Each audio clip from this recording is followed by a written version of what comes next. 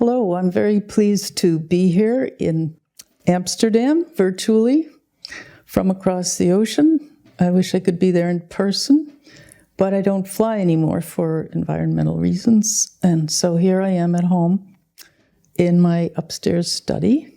And I thought I'd participate in this story event by giving a sort of overview very quickly of my own sort of life course from my first ideas about writing to up to now, more or less. But I'll do it at top speed. And on the way, I will read from some of the books that either influenced me or were very interesting to me. And all the stories I'll read are very, very short. So I just want to say that when I started out writing, I thought I would be writing more traditional short stories, like Catherine Mansfield or Hemingway, or later on Grace Paley. I don't know if you know her, but she's a New York writer who's terrific. So I did not really think about writing very short stories, even though I had the example of Franz Kafka, his Parables and Paradoxes. So I'm going to read a couple of those. This is a book I had very early on, and he writes stories that are, some of them only this long, just a very small paragraph, and then a few that are, a number of them are longer than that. So he spans that whole gamut, or whatever you want to call it, between very, very short and more traditionally long. So I'm going to read two. One's called The Sirens, and one's called Leopards in the Temple. And I think they're both only one sentence long. The sirens. These are the seductive voices of the night. The sirens, too, sang that way. It would be doing them an injustice to think that they wanted to seduce. They knew they had claws and sterile wombs, and they lamented this aloud. They could not help it if their laments sounded so beautiful. Now that is not just one sentence. There's quite a few short sentences. But what interests me is the turn that he makes from they're not beautiful, they are beautiful by accident. The surprise of the ending. And then there's a surprise in the ending of the next one called Leopards in the Temple. And this one is just one sentence with some semicolons. Leopards break into the temple and drink to the dregs what is in the sacrificial pitchers. This is repeated over and over again. Finally, it can be calculated in advance, and it becomes a part of the ceremony. So there again, it's a sort of surprise and just an interesting idea. It's something that happens over and over again, then becomes ritualized, becomes part of the ritual that started out an accident. So I read these very thoroughly. I also read Kafka's diaries, which often contain just one sentence and one interesting idea in that sentence. Like something about the people walking, why are they walking? Why are all these people walking on the street? It's because they keep trying to get away from where they are, or something like that, just an interesting idea.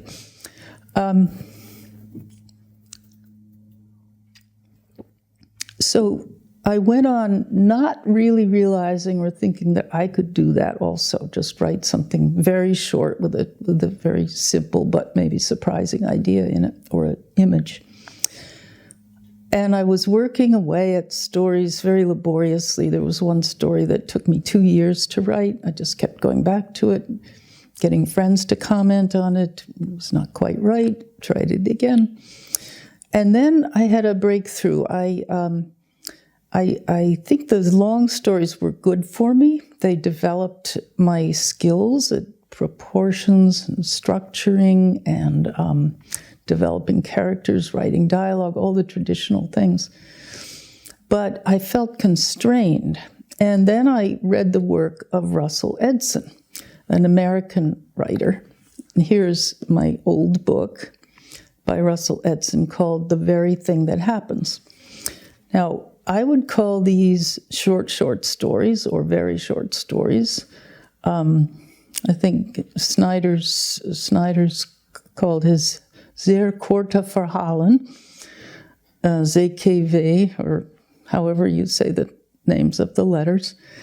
That's what really these are, but Russell Edson called them poems, or prose poems. And then someone writing on the back, Denise Levertov, an American poet, writing on the back of the book calls them fables. But whatever you call them, I read a number of these, and I was very struck by them because they are very short and very startling. They're kind of wildly imaginative, sometimes a little cruel or outrageous, but it kind of broke things open for me and made me feel that I could do whatever I wanted to do, really, in this short form. I'll just read one called Dead Daughter. It's quite a bit longer than the Kafka stories, but it's still short. Dead Daughter. Wake up, I heard something die, said a woman to something else. Something else was her father. Do not call me something else, he said. Will it be something dead for breakfast, said the woman. It is always something dead given by your mother to her husband, said her father. Like my dead daughter, dead inside herself. There is nothing living there, no heart, no child. That is not true, said the daughter. I am in here, trying to live, but afraid to come out. If you're in there, oh, do come out. We're having a special treat. Dead daughter for breakfast, dead daughter for lunch, and dead daughter for supper. In fact, dead daughter for the rest of our lives. Now that's a mean one. And I'll read you a much nicer one. He wrote a lot of stories and published a lot of stories. And years later, he wrote another that I like. He wrote many that I like very much. But here's a much more recent book called The Rooster's Wife. And it's really about writing in an interesting way. It's called New Prose About an Old Poem. One day, an old poem is carried away by the wind. Its poet is relieved. Now he won't have to be nice to it anymore. The poem was always too good to throw away, yet not good enough to publish. It lived with him, demanding to be reconsidered every so often.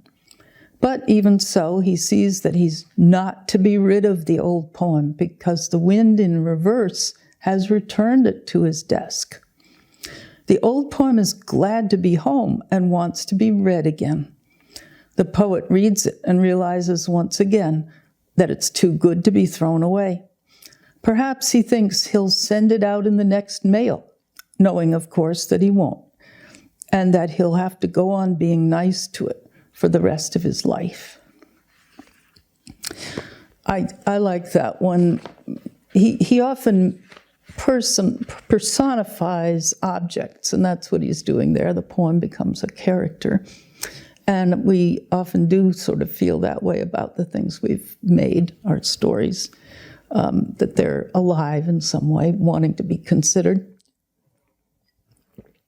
And it's often the case that we write something that is pretty good or has some interest, but just does not have enough interest or isn't good enough. And we do exactly what Edson is talking about. We look at it again, thinking, what can I do with this? Here's a good part, and giving up on it and putting it away.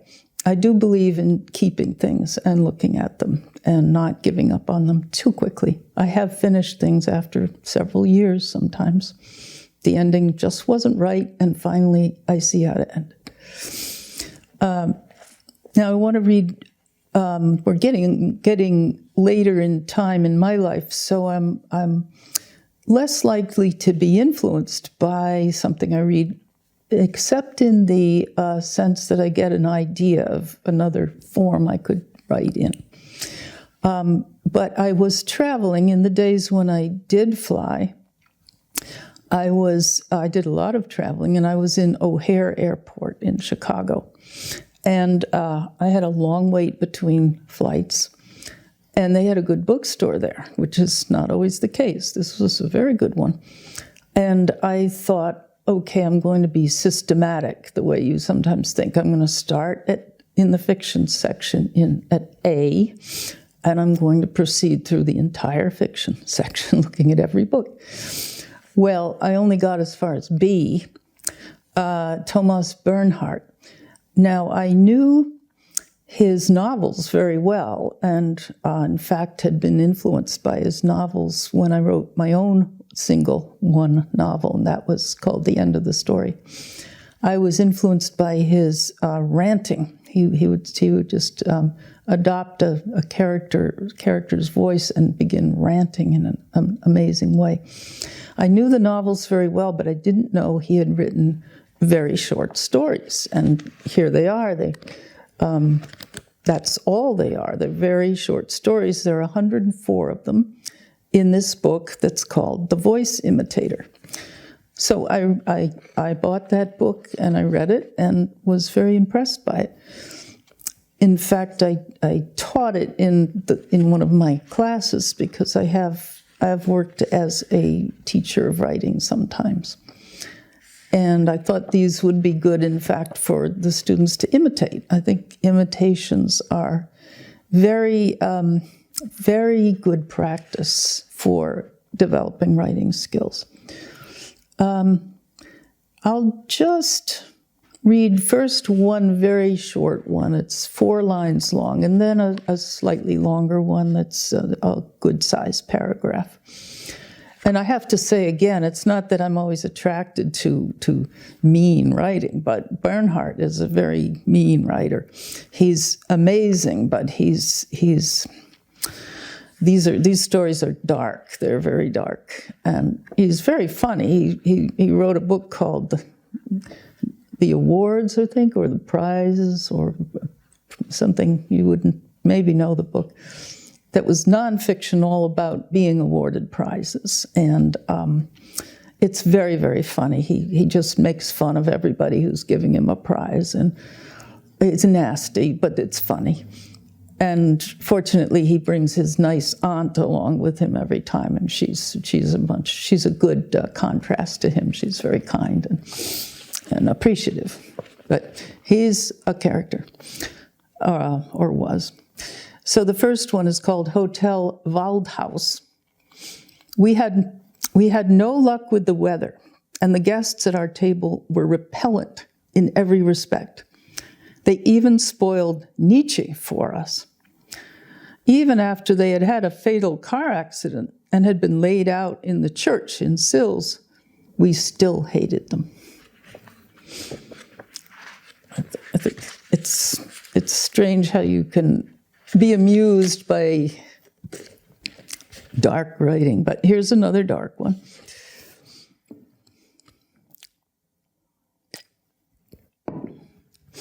This one is called Consistency.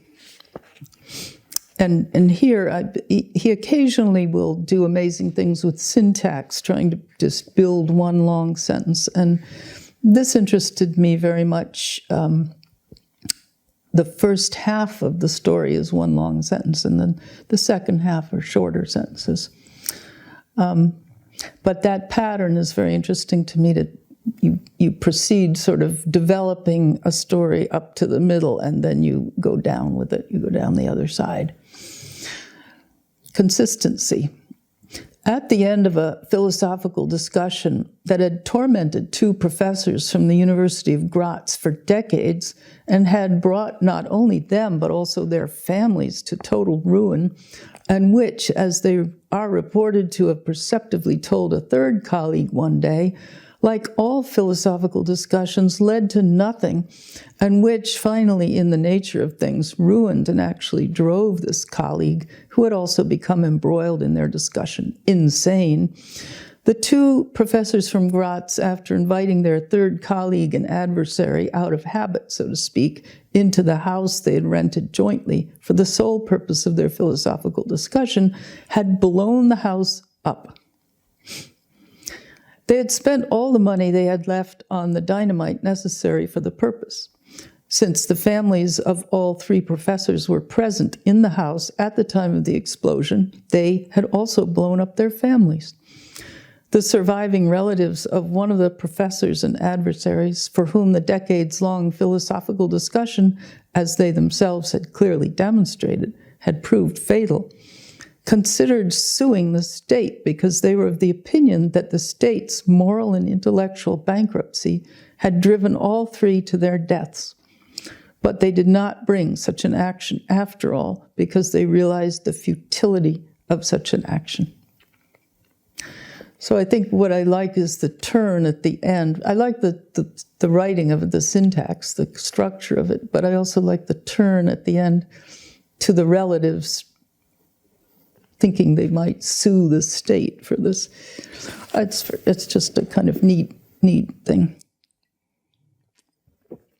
And lastly, I wasn't even necessarily going to read any of my own writing, but I think I will read just two from my most recent book called Our Strangers.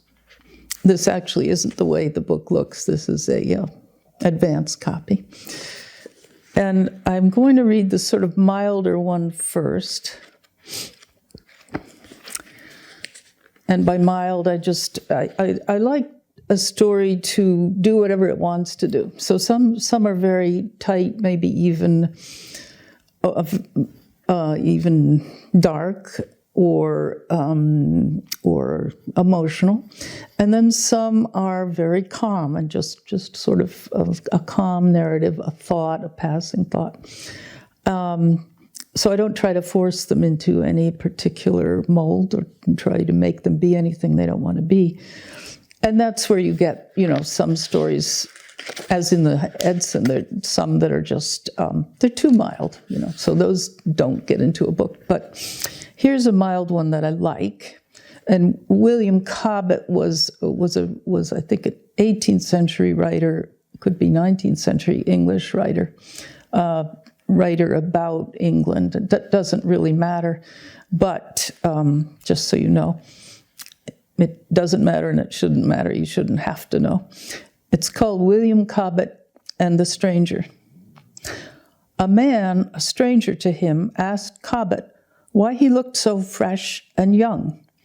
Cobbett said he rose early, went to bed early, ate sparingly, never drank anything stronger than small beer, shaved once a day, and washed his hands and face clean 3 times a day at the very least. The stranger responded that was too much to think of doing. And then the other one is a bit different. It's called The Other She. She as in the pronoun she. And this is the last one I'll read. From where she is in another part of the house, she hears his voice in the bedroom, in the distance, speaking gently, domestically, thoughtfully to her. He does not know she is not in the room.